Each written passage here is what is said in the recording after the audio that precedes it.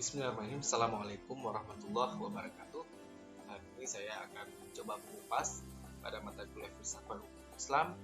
Sebelum itu, izin memperkenalkan diri. Nama saya Muhammad Khalil Bashar, mahasiswa dari Prodi Hukum Tata Negara, Fakultas Syariah dan Hukum, Universitas Islam Negeri Aramili, Banda Aceh.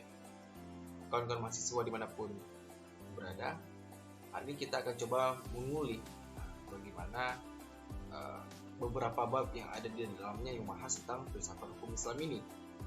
Betapa pentingnya filsafat hukum Islam ini dipelajari oleh kawan-kawan mahasiswa, khususnya di Fakultas Syariah dan Hukum. Yang pertama ialah mengapa perlunya belajar filsafat. Mempelajari filsafat ini sangatlah penting, maka tidak akan ada lahirnya ilmu-ilmu lain seperti matematika, geografi dan sebagainya tanpa adanya ilmu filsafat, tanpa adanya filsafat. Karena dengan berfilsafat maka lahirlah ilmu baru. Imam Al-Ghazali pernah mengatakan pentingnya berfilsafat yang diabadikan oleh Syekh Ibrahim, di mana beliau berkata, sesungguhnya seseorang tidak akan mengetahui sesuatu yang hal tanpa menggunakan filsafat dan tidak akan menguatkan pada ilmunya. Maksudnya di sini apa? Maka langkah di sini paling penting ialah dalam berpikir, dalam menemukan sesuatu hal, maka ilmu filsafat harus kita pelajari sebagai landasan. Nah, untuk mengasah apa? Mengasah pola pikir kita agar lebih rasional dan komunikatif. Dengan belajar filsafat ini diharapkan agar dapat menambah ilmu pengetahuan. Dengan bertambahnya ilmu pengetahuan, maka bertambah pula cakrawala pemikiran dan pengalaman yang semakin luas. Maka di sini dapat disimpulkan berapa pentingnya kita belajar ilmu filsafat. Kawan-kawan, selanjutnya kita masuk pada pengantar filsafat hukum Islam. Filsafat ini berasal dari kata philo dan sofi. Philo yang artinya mencintai mahabbah, sedangkan sofi artinya hikmah, kebijaksanaan. Jadi bersifat mencintai atau mencari kebijaksanaan. Kemudian ada yang namanya filosofis, maka yang ini artinya ialah hakikat sesuatu. Maka dalam Islam yang berhubungan dengan hukum Islam, setiap Allah sampaikan apa yang Allah ciptakan semua memiliki maksud. Maka belajar filsafat ini untuk dijadikan kerangka untuk berpikir kita dengan tujuan mengapa diciptakan hukum Islam. Maka dalam mempelajari filsafat ini, kawan-kawan mahasiswa juga harus tahu ada beberapa hal yang harus dicari. Yang pertama ada ontologi, yang kedua ada epistemologi, yang ketiga adalah aksiologi. Nah, nanti yang ketiga ini akan saya kupas lebih dalam pada materi selanjutnya. Kemudian kita harus tahu juga ciri-ciri filsafat. Nah, ciri-ciri filsafat ini yang pertama adalah sistematis. Sesuatu yang dipelajari harus berurutan. Jika ada loginya itu harus ada input, ada bahan, ada produksi dan lain-lain. Yang kedua itu ada logis. Sesuatu yang tidak logis, tidak bias yang kita cari tahu. Maka dalam istilah yang logis ini kita percayakan dengan imam, dengan iman. Contoh alam gaib. Tapi kita meyakininya dengan yang bias, mempertanyakan seperti muamalah. Karena itulah yang menjadi landasan dari filsafat hukum Islam, pengantar filsafat hukum Islam. Ketiga apa? Yang ketiga adalah universal, segala sesuatu yang bias yang dipikirkan, multidimensi, banyak. Maka itulah yang menjadi ciri dari filsafat hukum Islam. Kemudian substansi dari filsafat hukum Islam. Substansi yang pertama ialah sebenarnya filsafat hukum Islam dan usul fiqh ini berbeda, jadi jangan disamakan kawan-kawan. Karena ini ada yang menyimpang dari beberapa pembahasan yang harusnya kita cerna lebih dahulu. Maka pentingnya ini namanya kita saling berbagi. Karena usul fiqh pada usul fiqh ini yang dijelaskan oleh para ulama, usul itu secara terminologi adalah ilmu tentang kaidah-kaidah dan pembahasan yang menghasilkan hukum-hukum secara syarak yang praktis dan dalil-dalilnya yang terperinci. Maka fikih itu adalah kuda yang kita pacu menuju sebuah tujuan. Di sini letak filsafat hukum Islam untuk menyempurnakan usul fikih ini. Tidak ada orang yang bisa merasakan manisnya taat sebelum mengenal hukum.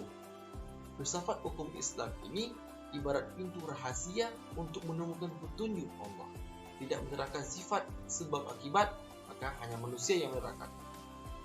Kita semua itu ikhtiar, pulangkan semua itu kepada Allah, karena semua itu milik Allah dan kehendak. Selanjutnya kawan-kawan harus tahu bahwa ada aliran-aliran dalam filsafat hukum Islam. Nah, aliran-aliran ini ada apa aja? Nah, yang pertama itu ialah ada objek ijtihad. Ada dua aliran yang sangat berkembang dalam sejarah pemikiran hukum Islam. Itu yang pertama adalah Mu'taziliyah, yang cenderung berpendapat bahwa Allah Subhanahu wa taala telah menetapkan ketentuan hukum secara Al-Qur'an dan hadis. Kemudian ada aliran Musawwibah yang berpendapat bahwa Allah Subhanahu wa taala telah menetapkan ketentuan hukum yang rinci berupa halal dan haram, boleh dan tidak boleh atas sesuatu masalah, tapi ketentuan hukum yang bersifat umum dan global. Maka penerapan hukum ini sangat bergantung pada ijtihad para mujtahid. Kawan-kawan sekalian, juga ada beberapa yang harus kita tunggu generasi berikutnya pada abad ketiga Hijriah, yaitu ada mutakallimin. Nah, aliran ini dinamakan sebagai aliran dengan pola kajian yang memiliki kesamaan karakteristik dengan pola kajian kalam, di mana kajian mutakallimin terhadap teori hukum Islam, usul fiqh, terfokus pada aspek-aspek teoritis. Hal ini menjadi ciri yang menunjukkan karakteristik aliran ini, maka dinamakan mereka sebagai mutakallimin. Yang kedua itu adalah fuqaha. Nah, kawan-kawan mungkin lebih familiar, kawan-kawan mahasiswa familiar dengan kata fuqaha ini. Ya, benar, fuqaha ini kalau misal kita aliran ini dinamakan dengan fuqaha sebab aliran ini membangun usul fiqh di bawah pengaruh keputusan fikih dari mazhab yang diikuti. Tujuannya untuk apa? Untuk menguatkan putusan-putusan fikih, baik itu di mazhab sampai pola generasi-generasi berikutnya. Fuqaha ini merumuskan kaidah-kaidah untuk setiap masalah fikih yang mereka bahas dengan tujuan untuk memperkuat mazhab. Hal ini banyak dilakukan oleh ulama-ulama yang mengikuti mazhab Hanafi. Kemudian seperti yang saya katakan tadi, di awal kita harus kenal masalah filsafat pada saat pengantar, maka kawan-kawan juga harus tahu materinya itu ada ontologi, epistemologi, dan aksiologi dalam hukum Islam dan filsafat hukum Islam. Nah, di sini saya akan mencoba menjelaskan secara singkat, jelas dan padat apa itu ontologi, apa itu epistemologi, dan aksiologi. Ontologi ini adalah objektivitas, apakah sesuatu ada yang berwujud, itulah yang dimaksud dengan ontologi. Sedangkan epistemologi adalah sesuatu yang digambarkan, yang diteorikan agar semua orang paham. Aspek ini ada dua. Yang pertama ada aspek etika, yang kedua ada aspek estetika. Maka kalian harus ingat ini. Yang ketiga adalah aksiologi, yaitu nilai. Itu ilmu pengetahuan yang menyelidiki hakikat nilai yang umumnya itu ditinjau dari sudut pandang kefilsafatan. Kemudian kita sambung kepada materi selanjutnya, yaitu adanya hubungan hukum Islam dan negara. Hubungan negara dan hukum Islam terjalin secara saling melengkapi. Maksudnya apa? Dalam hal ini tidak ditemukan beda pendapat di antara aliran-aliran filsafat hukum Islam, baik itu di klasik ataupun yang beraliran normatif maupun empiris. Jika hubungan negara dan hukum itu adalah proses, maka proses ini adalah produk. Konteksnya apa? Konteksnya hubungan negara dan hukum itu adalah menciptakan produk yang disamakan dengan qanun. Maka langsung dibahas dengan siasat syariah. Apa yang dimaksud dengan siasat syariah? Ialah otoritas pemerintah untuk membuat kebijakan yang dikehendaki atas kemaslahatan melalui aturan yang tidak bertentangan dengan agama, meskipun tidak ada dalil tertentu yang mengaturnya. Maka itulah yang adalah hubungan hukum Islam dengan negara yang saling melengkapi. Kemudian kita sambung pada materi selanjutnya seperti yang saya katakan tadi di siasat syariah, yaitu siasat syariah. Itu akan saya bahas secara perinci di materi ini, di mana secara kebahasaan siasat syariah ini bermakna kebijakan untuk menjalankan syariah. Secara istilah, siasat syariah ini bermakna ketentuan fikih yang dijalankan oleh pemerintah atau ketentuan fikih untuk menjalankan sesuatu yang melibatkan pemerintah demi kemaslahatan rakyatnya. Jadi perbedaan fikih dengan syariah ini bukan karena kandungan isinya, tetapi karena kewenangan untuk melaksanakannya. Maka itulah yang membedakan antara fikih dengan siasat syariah. Maka kawan juga harus paham di mana kita harus mengambil garis besar di antara keduanya ini. Kita sambung kepada maqasid syariah. Ini yang paling menarik sebenarnya. Karena mengapa? Karena ulama yang pertama kali mendefinisikan maqasid syariah ini ialah Syekh Ibnu Asyur beliau bernama Muhammad bin Asyur dalam kitabnya Maqasid Syariah. Menurut beliau, Maqasid Syariah ini adalah nilai-nilai disebut dengan hikmah dalam Islam. Hikmah apa? Hikmah untuk mengambil sesuatu keputusan, hikmah untuk mengambil sesuatu normatif, hikmah-hikmah yang subjektif, di mana kita lebih paham dan lebih mengerti. Kemudian kita sambung kepada hubungan hukum Islam ini dan moral dalam Islam.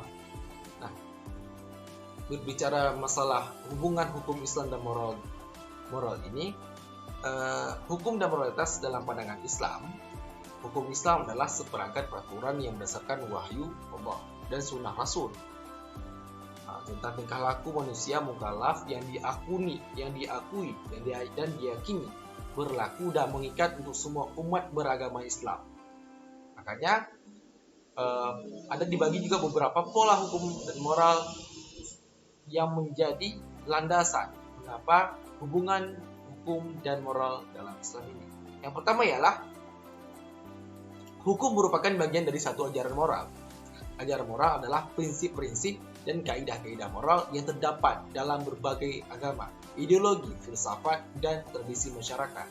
Yang kedua, hukum merupakan derivasi dari prinsip-prinsip atau kaidah-kaidah moral umum. Maksudnya apa di sini? Artinya ialah hukum merupakan penjabaran dari prinsip-prinsip moral umum yang berlaku secara universal dan mengatasi berbagai kebudayaan.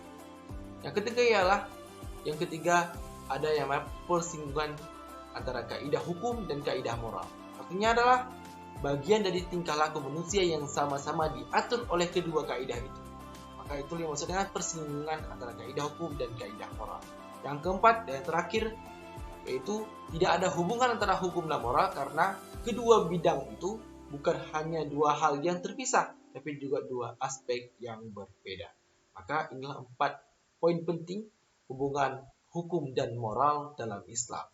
Maka dapat disimpulkan adalah filsafat ini sangat luas dalam konteks pemikiran kita. Untuk kita pelajari, untuk kita lebih mengerti, lebih rasional dalam berpikir, dalam mengungkapkan sesuatu yang kita permasalahkan hingga menjadi selesai dari masalah yang kita permasalahkan tadi. Maka filsafat ini sangat penting untuk dipelajari. Maka lebih lengkapnya nanti ada beberapa referensi dan jurnal-jurnal yang telah ramai di website untuk kawan-kawan bisa baca juga untuk menambah ilmu pengetahuan. Kalau misalnya kepada saya sendiri, poin di antara 1 sampai 100 pentingnya kita mengetahui dan mempelajari filsafat, dan kita harus tahu dasar-dasarnya juga. Menurut saya itu 100% sangat penting. Mengapa? Karena tentunya bisa mengasah kita menjadi kita sebagai khususnya kita mahasiswa ini jadi mahasiswa yang lebih rasional, komunikatif, dan juga bisa mengatasi masalah-masalah yang ada di kehidupan kita. Maka kawan-kawan, mari kita lebih banyak mencari ilmu, menggali ilmu dimanapun kita berada. Seperti kata pepatah, jangan hanya mencari ilmu di negeri kita, tapi carilah ilmu sampai ke negeri Cina. Jangan hanya melihat dari pandang golongan, mau tua, mau dia anak kecil, sama kita bisa ada ilmu bermanfaat, maka terus timba ilmu itu. Mungkin itulah yang dapat saya sampaikan. Lebih dan kurang saya mohon maaf. Wabillahi taufiq wal hidayah. Assalamualaikum warahmatullahi wabarakatuh.